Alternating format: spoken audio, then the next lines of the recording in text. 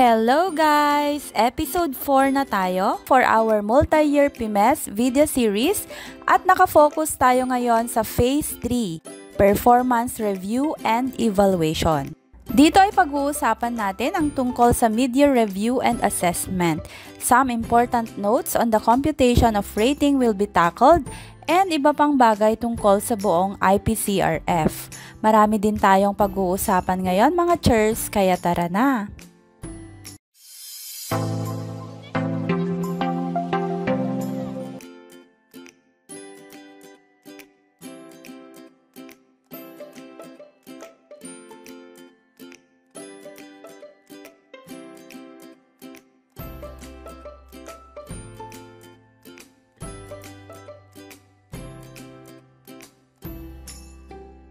Nandito tayo sa bahagi ng DepEd Memo number 89 Series 2025 kung saan makikita ang tungkol sa Phase 3 Performance Review and Evaluation.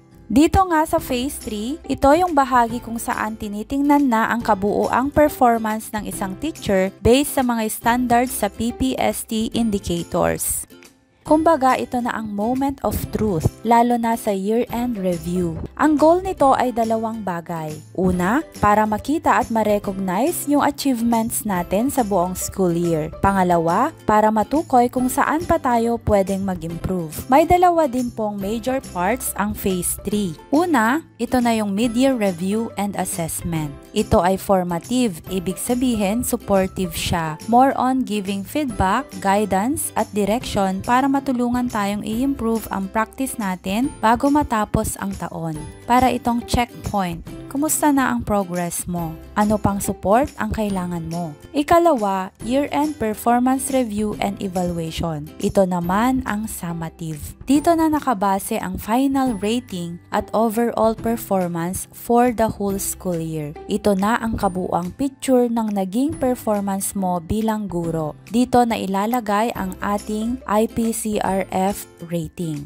Tandaan, ang IPCRF rating mo ay hindi lang basehan ng accomplishment kundi napakalaki ng epekto nito sa iyong professional growth dahil kasali ito sa promotion via natural vacancy man or reclassification. Ngunit tandaan natin na ang IPCRF rating ay hindi lang din pataasan ng rate kundi dapat mo ring patunayan na deserve mo ang rating na ilalagay mo at i-approve ng rater mo sa IPCRF. Dapat tingnan mo rin kung saan ka pa mag-i-improve. Kahit man perfect 5 at outstanding ka, there is always room for improvement. That is aiming to surpass your current PPST indicators and prove that you are ready to level up in the higher position. Ayon nga sa isang lecturer dun sa inattendan kong PMES seminar lately, sinabi niya na kahit outstanding ka pa ngayon or perfect na ang rating mo, wag mong sasabihin na wala kang development needs. Kasi ang sikreto pala nun sa mga taong gustong mag-succeed professionally, dapat kahit perfect ka na sa current position mo, isipin mo na meron ka pang i-improve. At ano yun? Ito yung tanungin mo daw kung ano yung skill or competency ng meron sa position na mas mataas sa'yo. Halimbawa, teacher 3 ka, nag-aim ka na MT1, perfect ka na as teacher 3. Kaya ang room for improvement mo ay yung competencies na kayang gawin ng isang master teacher para prepare mo yung sarili mo sa position na yun. So halimbawa, teacher 3 ka na, galing mo nang magturo, kaya mo nang makipag-collaborate. So ano ba yung competency ng isang master teacher na pwede mong matutunan ngayon? Like, ang isang master teacher, kailangan siya yung nag-organize ng LAC session or seminar at bilang teacher 3, hindi mo pa yung nagagawa. Bilang teacher 3, hindi mo pa yung nagagawa. Yun na yung i-aim mo na development need mo. I-practice mo na kung paano mag-organize ng LAC session or seminar on your own dahil in the future, yun yung pupuntahan mo na direction. Dito na tayo sa unang component, ang mid-year review and assessment. Ito nga yung sinasabi kong formative evaluation na ginagawa sa kalagitnaan ng taon after the first 2 quarters. Meron tayong mid-year review form na kailangan kailangan sagutan at i-approve din ito ng ating rater. Formative dahil hindi pa ito ang final rating mo. Ang purpose nito ay hindi para bigyan ka agad ng final rating, kundi para matulungan kang makita ang progress mo at kung saan pa ang pwede mong i-level up or yung hindi mo pa natatapos. Para siyang checkpoint, diba? Hopeful, supportive, at very developmental.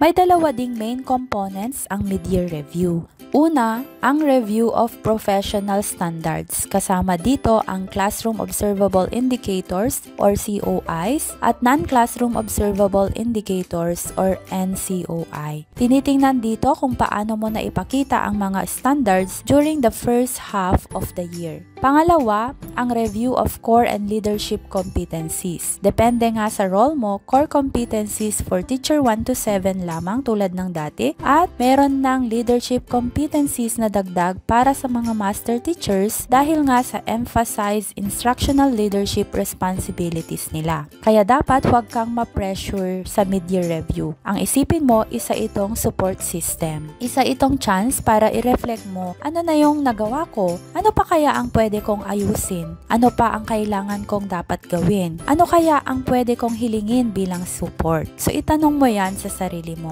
In short, mid-year review equals reflection, feedback plus direction para sa second half ng school year. Sa mid-year review, isa sa pinakamahalagang tinitingnan ay ang professional standards, lalo na ang Classroom Observable Indicators or COIs. Dito nakabase ang ating unang reflection on how well we're doing inside the classroom. Ang mid-year assessment ng COIs ay nakafocus sa performance mo during the first full period classroom observation. Dalawang bagay ang sinusukat dito. Una, quality. Ito yung effectiveness ng teaching strategies mo na naipakita sa actual observation. Dito pumapasok ang COT rubrics kung paano mo nga dinemonstrate ang indicators, gaano ka-clear sa pagbibigay ng instruction at tanong, classroom management, learner engagement, at iba pa. Kung anong score mo sa rating, ito yung itra-transmute para maging PMES rating. Pangalawa, timeliness. Ito naman ay tungkol sa SCED. Tinitingnan kung natapos mo ba ang required na full period observations. Kung on time, very good. Kung na-delay, kailangan may justification at dapat naka-align pa rin sa guidelines. So sa mid-year review, hindi lang how well did you teach, kundi pati nagawa ba natin ito on time? Sa part na ito, pag-uusapan naman natin ang mid-year review para sa NCOIs. Ito yung mga indicators na hindi nakikita during classroom observation, pero super important sa trabaho natin bilang mga teachers. Kasama dito yung ginagawa natin tulad ng pag-attend o pag-lead ng LAC sessions, coaching and mentoring, pag-join sa trainings at seminars, at iba pang mga activities na nagpapakita ng tuloy-tuloy nating professional growth. Sa mid-year, hinihikayat na tayo na mag-present ng ebidensya ng kung anong nagawa natin. Kahit pa hindi kompleto, ang mahalaga nakikita ng rater na meron na tayong progress. Pwedeng mga dokumento, pictures, outputs, reflection notes, at kahit alin na nagpapakita na may movement ka towards sa NCOIs. Ito kasi yung goal nito. Iniiwasan natin na ipunin lang ang mga documents sa year-end. Mas okay na habang dumadaan ang mga araw, nakakapag-document na tayo agad. Mas nakakabawas ito sa stress natin, mas nagiging accurate at syempre, less hassle na talaga tuwing year-end na.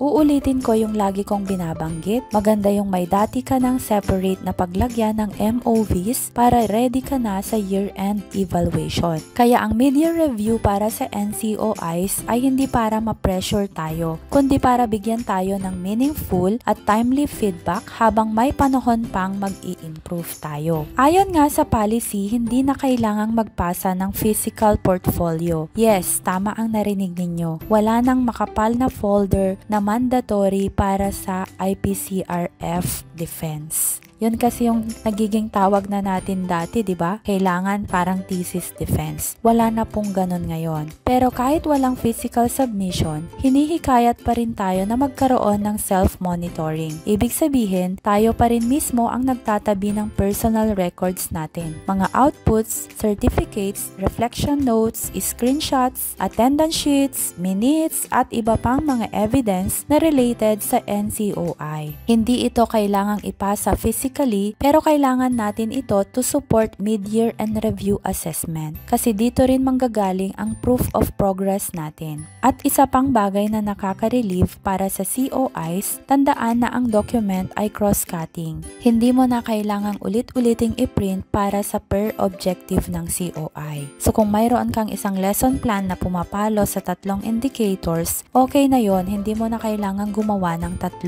kopya. Ang bottom line dito, work smart sa documentation. Hindi kailangang madami. Ang mahalaga, malinaw at organized ang mga records mo. Pero as for me, dahil napag-aralan nga natin ito nung college at kahit sa postgraduate, ang tawag ko pa rin sa pagdodocument para sa IPCRF ay portfolio. Dahil nga lalo na sa mga tulad kong gusto ng mas maayos na documents para hindi ako mai-stress, mas magandang i-compile pa rin siya sa iisang file. At ang tawag nga dito ay paggawa ng portfolio, hindi ba? Kaya ang masasabi ko lang, alisin natin yung notion na ang portfolio ay pahirap. Ang portfolio ay collection of our accomplishment. So wag nating bigyan ng negative connotation ang portfolio. Even sa mga klase natin, di ba? Nagpapa-portfolio tayo sa mga bata kasi nakikita natin na kapag meron silang portfolio or compilations of their accomplished tasks, mas nakikita nila yung progress nila. Kaya para sa akin, bibigyan ko pa rin ng positive connotation ang portfolio at yun ay yung pagiging organized ka sa mga files mo.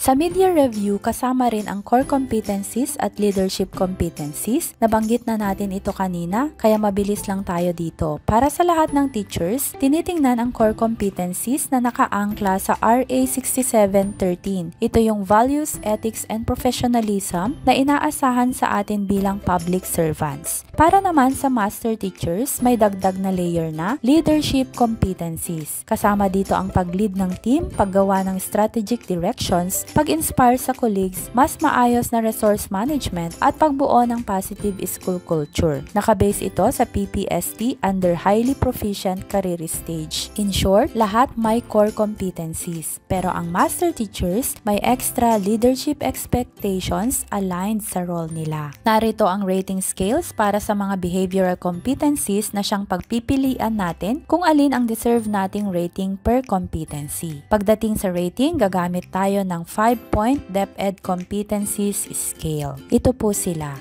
Sa year-end performance review naman, ito na ang moment of truth tungkol sa ating IPCRF rating. Dito, tinitingnan na natin ang ating mga actual accomplishments for the whole school year. Kasama ang rater sa proseso na to, kaya may pagkakataon ang teacher na i-reflect ang outcomes at magbigay ng context sa ginawa nilang activities at accomplishments. Magkasama ang rater at ratee sa proseso na to. Ito yung pagkakataon ng ratee or teacher na i-reflect sa kanyang rater ang mga nagawa niya sa buong taon tulad ng kanyang mga accomplishments and outcomes. Ang huling step nga dito ay ang pag-finalize ng ratings sa lahat ng bahagi ng performance form. Sa madaling salita, parang year-end check-up ito para makita kung ano ang mga nagawa natin at kung saan pa pwedeng mag-improve sa susunod na school year na ire-reflect sa ating development plan. Para sa Part 1, Professional Standards, ang ratings ng bawat teacher ay galing sa dalawang sources, sa COIs at NCOIs. Ang COIs kinukwenta based sa full period classroom observations or sa demo, saka itra-transmute sa PIMES rating scale gamit ang mga table na ipapakita ko dito sa slides. Kung may mga repeating COIs, ang final rating ay kukunin sa average ng PIMES ratings ng dalawang observation. Importante lang, huwag ka nang may stress tungkol sa computation dahil automated naman ito at darating ang file from DepEd. Wala pa sa ngayon sa link pero sigurado ako na meron silang ibibigay. Ang tables ay guide lang para makita mo ang formula at alam mo kung saan nanggagaling ang final rating mo. Dito naman sa non-classroom observable indicators, hindi sa classroom performance ang tuon nito, kundi sa evidence ng practice at accomplishments na ipapakita mo bilang teacher at i-check naman ng rater. 3 bagay ang tinitingnan sa evaluation. First, quality. Second, efficiency. At third, timeliness. Tulad ng COIs, ire-rate ang bawat NCOI gamit ang PIMES rating scale. Dito makikita ang mga contributions mo sa teaching and learning process, sa loob at sa labas ng classroom. Kaya mahalaga ang maayos at consistent na documentation ng iyong mga outputs. Sa part 2 ng IPCRF, makikita natin ang core at leadership competencies. Reviewin lang natin ng kaunti. Ang core competencies nga ay para sa mga teachers, lahat ng teachers, teacher 1 to 7 at master teacher 1 to 5. Pero ang leadership competencies ay para lamang sa mga master teachers dahil sa kanilang supervisory role. Tinitingnan dito kung paano sila mag-lead at mag-manage. Ito naman ang computation of final ratings of our IPCRF.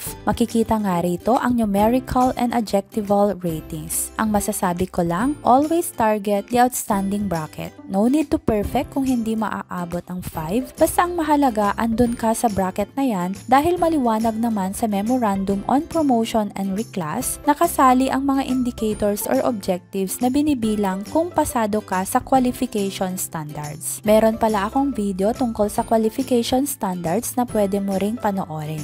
Actually guys, on my experience, may mga heads talaga na ayaw nilang mas mataas ang rating natin kaysa sa kanila. Nakadalawa or nakatatlo na yata akong superior na ganun ang paniniwala sa buhay. But no way, sabi ko, hindi ako naghirap ng 1 year para sila ang magdikta ng rating ko. Kung mababa ang rating ko, then mababa talaga. Pero kung ginawa ko talaga ang best ko, hindi ko sila hahayaan na diktahan ako sa kung ano yung deserve ko na rating. Sa alam ko, kasi nga ang IPCRF ay self-rating, 'di ba? So ire-rate ko muna yung sarili ko. Bahala sila kung ibababa nila, 'di ba? Kaya ang ginagawa ko naman para masunod din yung gusto ko, syempre, inaaral kong mabuti yung memo ng list of MOBs para maipakita ko lahat ng trinabaho ko. Kinokompleto ko ang portfolio ko hanggang sa wala silang magawa kundi pirmahan ang present ko na rating. Kasi nga 'di ba, may evidence naman ako. Alangan namang mag-base sila sa kung ano yung paniniwala nila na dapat hindi ako mag-outstanding dahil hindi sila outstanding. Kailangan ipaglaban ko yon at kung ayaw nga talaga nila, di sundin nila yung gusto nilang rating dahil superior naman sila. Pero so far, kapag nakita na nila na deserve ko yung rating na linagay ko, hindi naman po sila nagsasalita at pinipirmahan naman nila yung rating ko.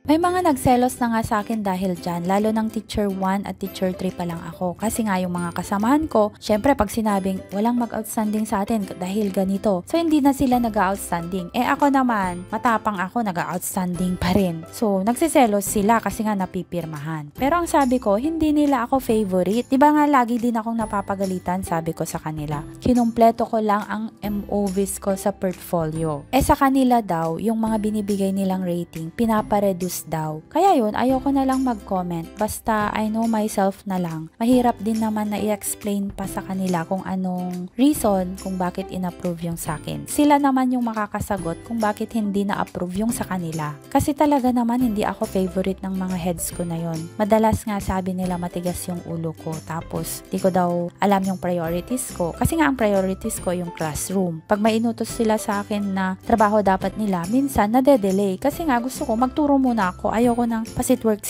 ganun. Meron pa yung nagsabi sa akin na head nun na, know your priorities. Deadline na yan. Kailangan matapos na yan. Eh ako naman, pumasok pa rin sa classroom. Kasi nga 'di ba, ilang araw ka nang hindi nakaka-focus magturo dahil sa mga report ng school. Eh hindi mo naman trabaho yun. Ang trabaho ko ay teacher. And dun ko napatunayan na tama naman yung katigasan ng ulo ko about this kasi yung recent din na seminar na